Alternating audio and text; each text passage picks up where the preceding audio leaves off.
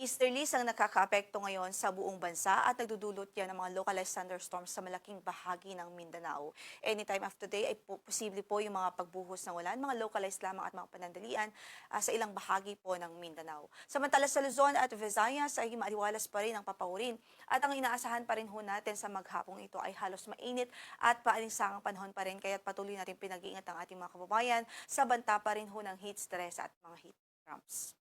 Samantala yung bagyo na nasa labas ng ating area of responsibility, update ho, huling nakita yan sa layong 1,165 kilometers silangan yan ng northeastern Mindanao.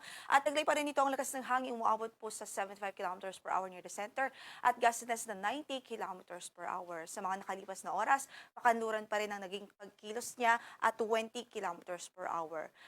Inaasahan nating papasok po ito sa PAR ngayong araw din ho yan, araw ng Sabado, at papangalanan po natin siyang si Bagyong Kaloy. At generally, west-northwestward ang kanyang magiging movement at kung makikita nga po natin ay weakening ang kanyang trend. Ibig sabihin, mataas ang tsansa na hihina ito habang nasa Philippine Sea. At posible, most likely by May 13 ay LPA na lamang ho siya o low pressure area na lamang. Pero kahit na ito'y papahina at kahit maging LPA pa siya, posible pa rin po ito magdulot ng mga pag-ulan sa silangang bahagi ng Visayas at ilang bahagi din ng silangang bahagi ng Southern Luzon. Kaya